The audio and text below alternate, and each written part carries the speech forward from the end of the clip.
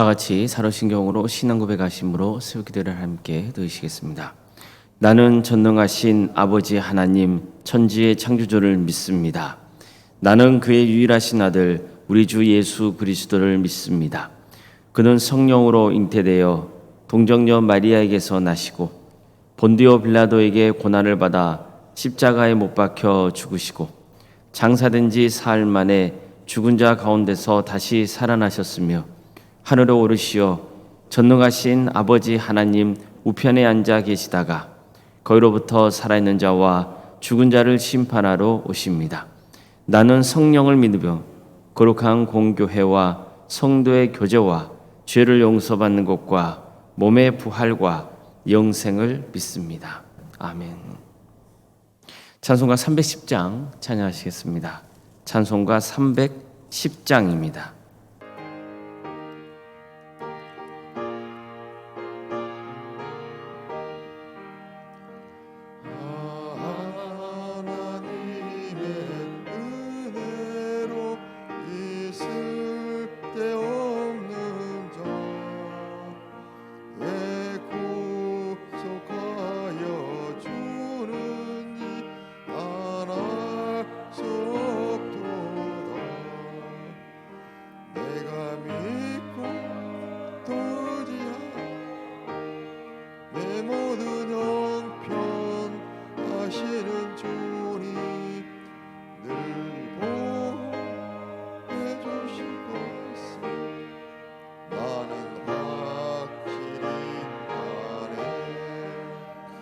왜 내게 굳세 믿음과 또 복음 주셔서 내 마음이 항상 편한지 난 알 수 없도다. 내가 믿고 또 의지함은 내 모든 형편하시는 주님 늘 보혜 주실 것을 나는 확실히 아네. 왜 내게 성령 주셔서 내 마음 감동해 주 예수 믿게 하는지 난 알 수 없도다. 내가 믿고 또 의지함은 내 모든 형편하시는 주님 늘 보혜 주실 것을 나는 확실히 아네. 주 언제 강림하실지 오 밤의 옥낮에 또 주님 만날 그것도 난 알 수 없도다.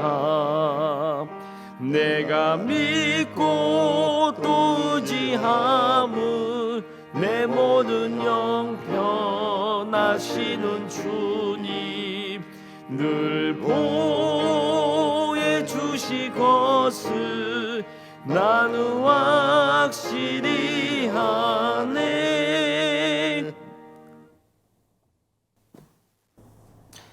하나님 말씀 함께 보겠습니다. 구약성경 출애굽기 13장 11절에서 16절까지 말씀입니다. 출애굽기 13장 11절에서 16절 말씀입니다.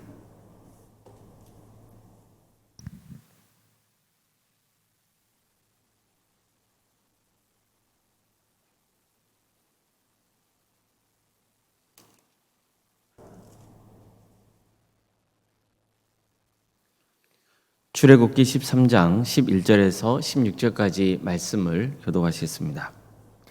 여호와께서 너와 내 조상에게 맹세하신 대로 너를 가나안 사람의 땅에 인도하시고 그 땅을 내게 주시거든 너는 태에서 처음 난 모든 것과 내게 있는 가축의 태에서 처음 난 것을 다 구별하여 여호와께 돌리라. 수것은 여호와의 것이니라.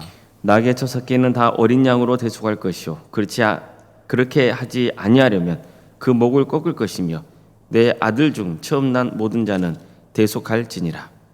후일에 내 아들이 내게 묻기를 이것이 어찌 됨이냐 하거든 너는 그에게 이르기를 여호와께서 그 손의 권능으로 우리를 애굽에서 곧 종이 되었던 집에서 인도하여 내시세.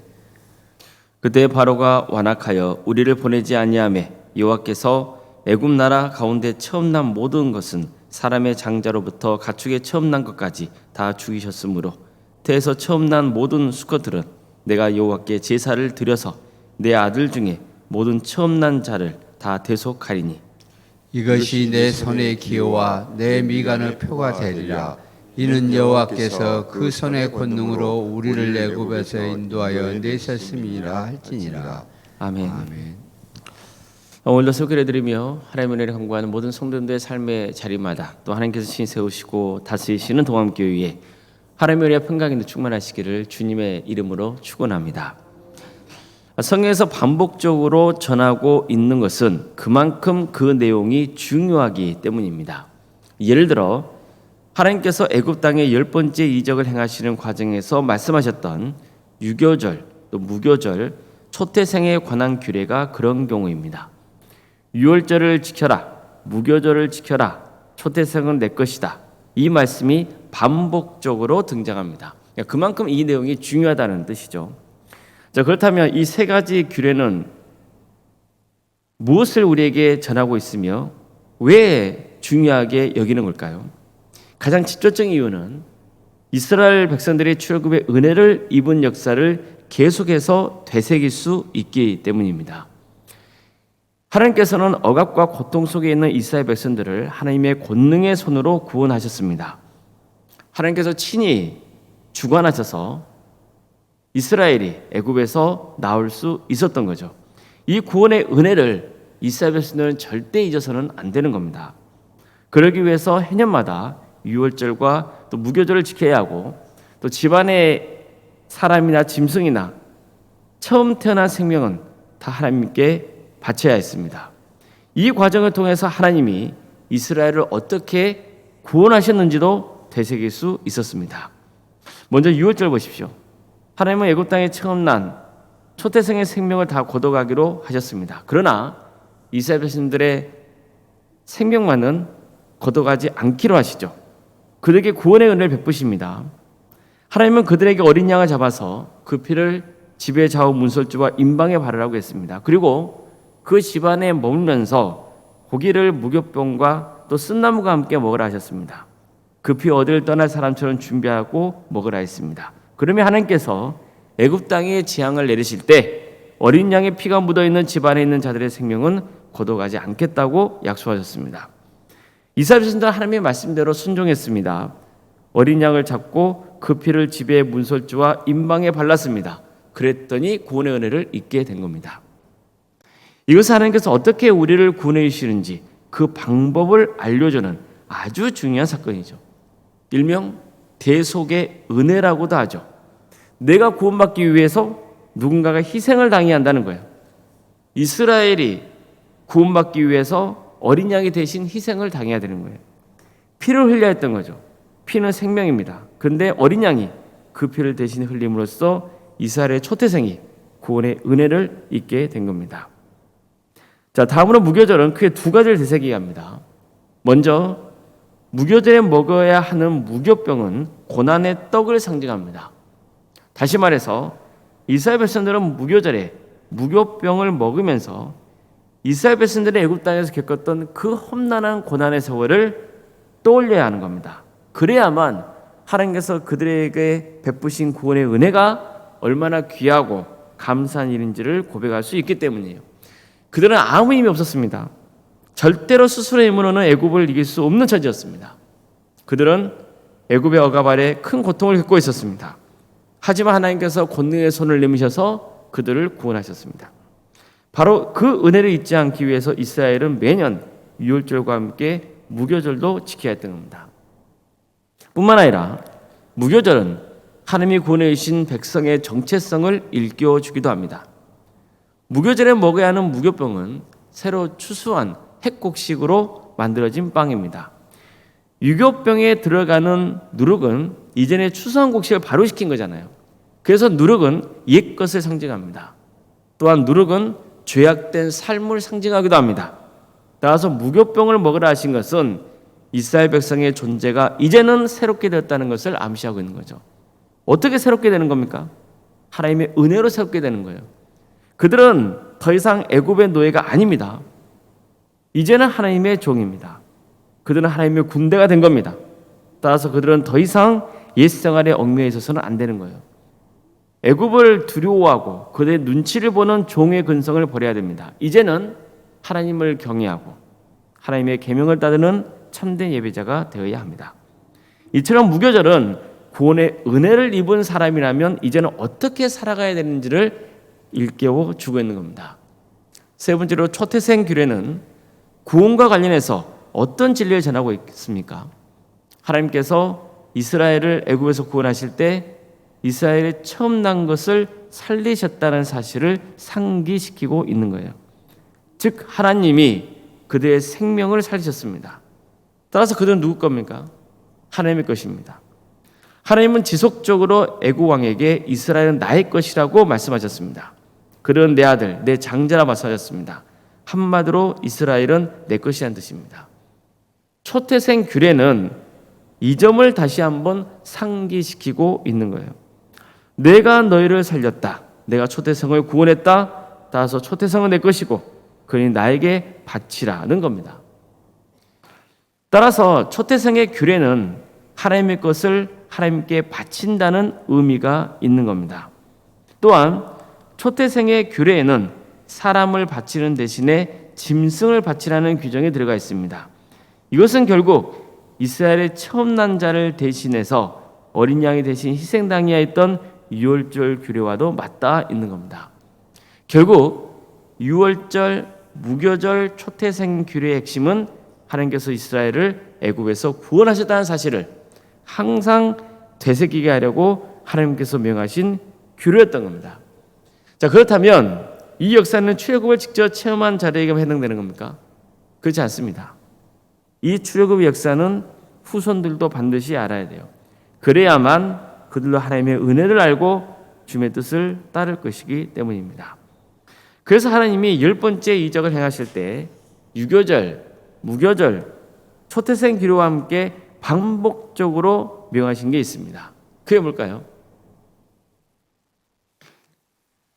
후손들에게 이 출애굽의 역사를 계속해서 전하라는 겁니다. 가르치라는 거예요. 출애굽기 12장 26절 이하의 말씀입니다. 이후에 너희의 자녀가 묻기를 이 예식이 무슨 뜻이냐 하거든 너희는 이르기를 이는 여호와의 유월절 제사라. 여호와께서 애굽 사람에게 재앙을 내리실 때에 애굽에 있는 이스라엘 자손의 집을 넘으사 우리의 집을 구원하셨느니라 하라. 출애굽기 13장 8절 이하의 말씀입니다. 너는 그날에 내 아들에게 보여 이르기를 이 예식은 내가 애굽에서 나올 때 여호와께서 나를 위하여 행하신 일로 말미암음이라 하고 이것으로 내 손의 기호와 내 미간의 표로 삼고 여호와의 율법이 내 입에 있게 하라. 이는 여호와께서 강하신 손으로 너를 애굽에서 인도하여 내셨음이니 해마다 절기가 되면 이 규례를 지킬지니라. 오늘 본문에도 이런 내용이 나옵니다. 후일에 내 아들이 내게 묻기를 이것이 어찌 됨이냐 하거든 너는 그에게 이르기를 여호와께서 그의 손의 권능으로 우리를 애굽에서 곧 종되었던 집에서 인도하여 내실세 그때 바로가 완악하여 우리를 보내지 아니하며 여호와께서 애굽 나라 가운데 처음 난 모든 것은 사람의 장자로부터 가축의 처음 난 것까지 다 죽이셨으므로 태에서 처음 난 모든 수컷들은 내가 여호와께 제사를 드려서 내 아들 중에 모든 처음 남자를 다 대속하리니 이것이 내 손의 기호와 내 미간의 표가 되리라. 이는 여호와께서 그 손의 권능으로 우리를 애굽에서 인도하여 내셨음이라 할지니라. 자, 이처럼 하나님께서는 지속적으로 무엇을 강조하고 있습니까? 신앙교육의 중요성을 강조하고 계시는 거예요. 하나님께서 행하라고 하신 절기를 지키고 그걸 통해서 후손에게 하나님이 이스라엘을 구원하신 출애굽의 역사를 들려주라는 겁니다. 이처럼 하나님께서는 출애굽의 역사가 과거의 역사로 끝나지 않고 현재의 역사가 되고 미래의 역사가 되기를 기대하셨습니다. 하나님이 베푸신 구원의 역사는 종말이 올 때까지 계속 될 것이기 때문입니다. 한 세대는 가고 또 한 세대가 올 거예요. 또 그 세대도 가고 새로운 세대가 올 겁니다. 세대는 가고 옵니다.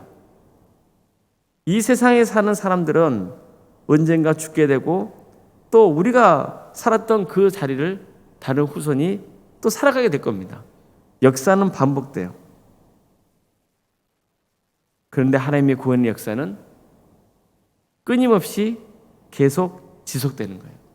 그래서 하나님은 계속해서 우리가 하나님의 구원의 역사를 되새기며 하나님의 구원을 바라는 삶의 길을 가기를 기대하고 계시는 겁니다. 우리에게 성경책에 주어진 것도 바로 이런 이유 때문이죠. 우리는 말씀을 통해서 하나님이 행하신 구원의 역사를 봅니다.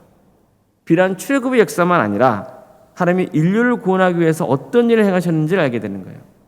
하나님은 우리를 구원하시려고 당신의 외아되신 예수 그리스도를 이 땅에 보내셨습니다. 그래서 우리를 대신하여 십자가의 고난을 당하시며 피를 쏟으셨습니다. 우리는 그 피의 은혜로 구원의 은혜를 입게 된 겁니다.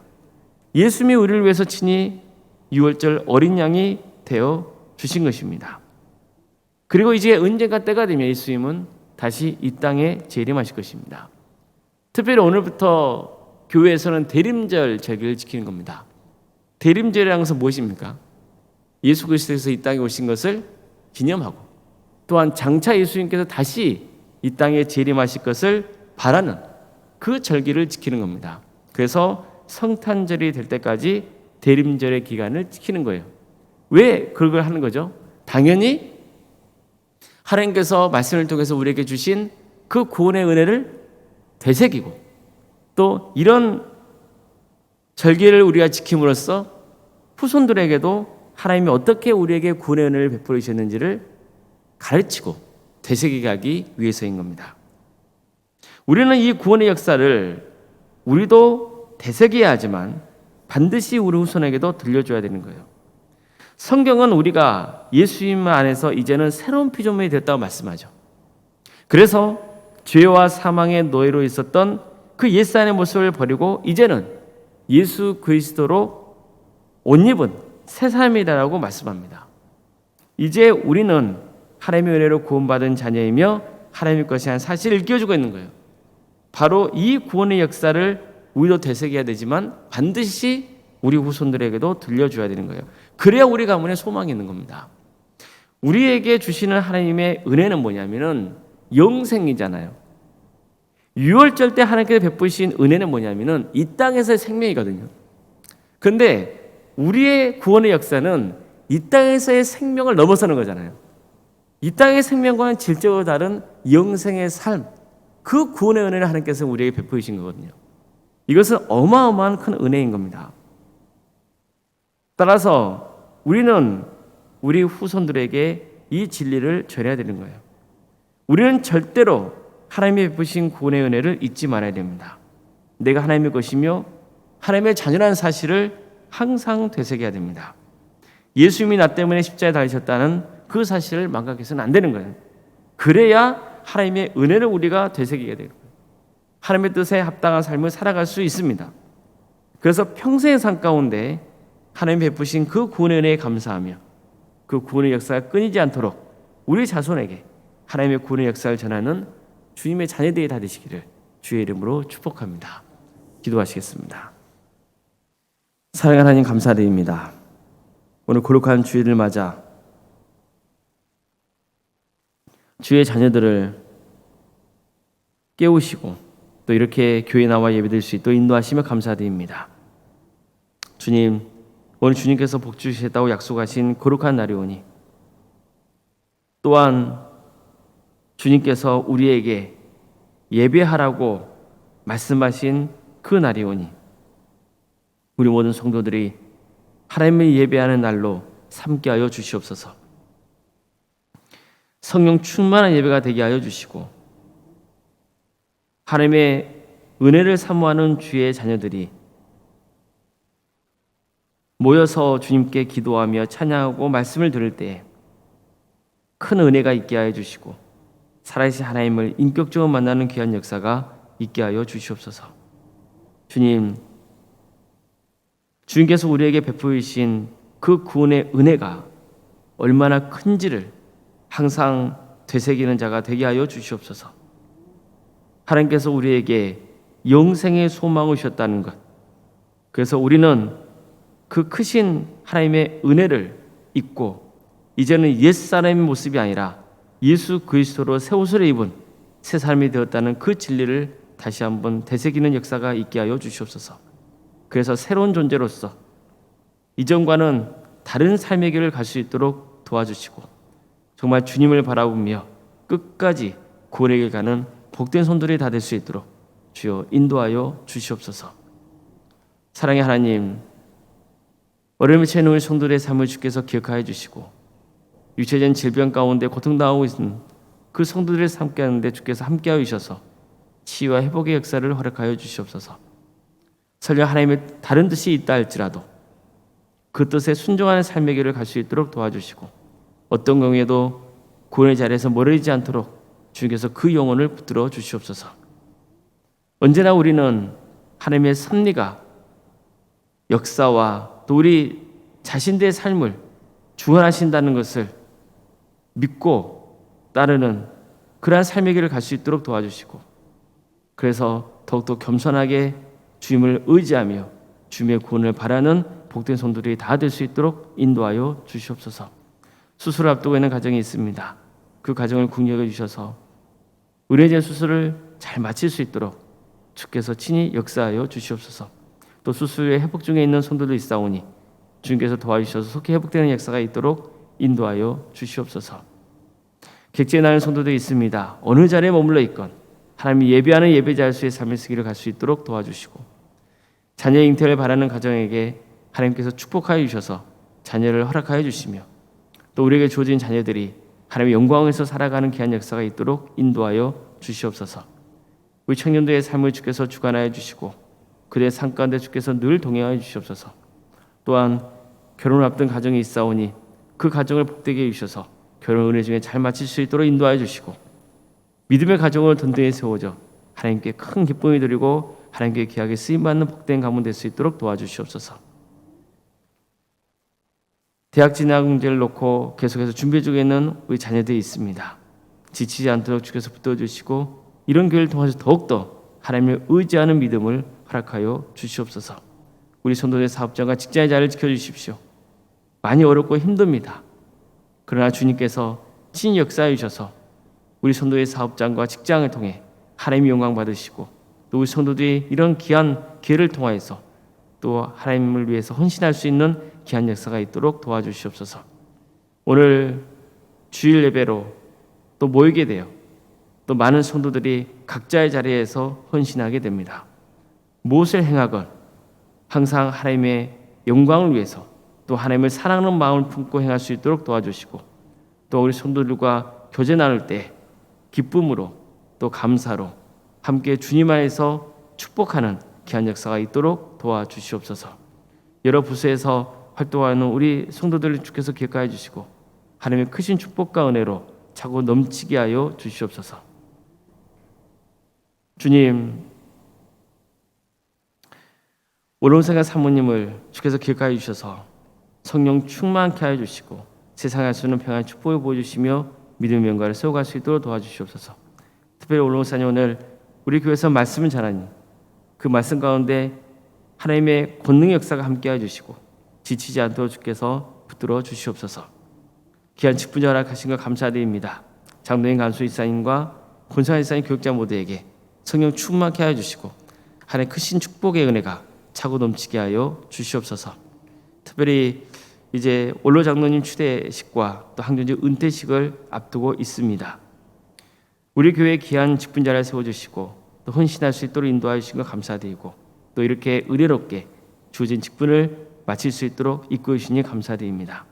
모두 예식의 은혜 중에 잘 지낼 수 있도록 도와주시고 또 우리 성도들이 신앙의 선배들의 삶을 본받아서 더욱더 하나님께 영광 돌리는 복된 삶의 길을 갈 수 있도록 인도하여 주시고 우리 교회가 더욱더 주님 안에서 사랑으로 하나 되는 복된 교회가 될 수 있도록 주께서 친히 역사하여 주시옵소서. 이 나라를 주께서 국력을 주셔서 하나님의 공의와 정의가 바로 서진 나라 될 수 있도록 도와주시고 또 함께만 아니라 많은 교회가 오늘 하나님께 예배를 드리는데 그 예배드리는 모든 과정 가운데 주께서 친히 역사하여 주시옵소서.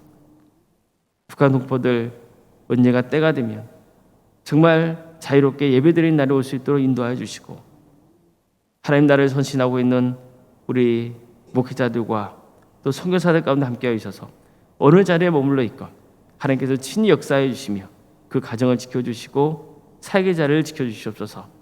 그래서 그대의 헌신을 통하여서 많은 구원의 열매가 맺어지는 귀한 역사가 있게 하여 주시옵소서. 주님, 오늘 하루 주님을 온전히 의지합니다. 주님의 축복이 가득 넘치는 동함의 제단이 되게 하여 주시옵소서. 거룩하신 예수님의 이름으로 기도드리옵나이다. 아멘. 하늘에 계신 우리 아버지, 아버지의 이름을 거룩하게 하시며 아버지의 나라가 오게 하시며 아버지의 뜻이 하늘에서와 같이 땅에서도 이루어지게 하소서. 오늘 우리에게 일용할 양식을 주시고 우리가 우리에게 잘못한 사람을 용서하여 준 것 같이 우리 죄를 용서하여 주시고 우리를 시험에 빠지지 않게 하시고 악에서 구하소서. 나라와 권능과 영광이 영원히 아버지의 것입니다. 아멘.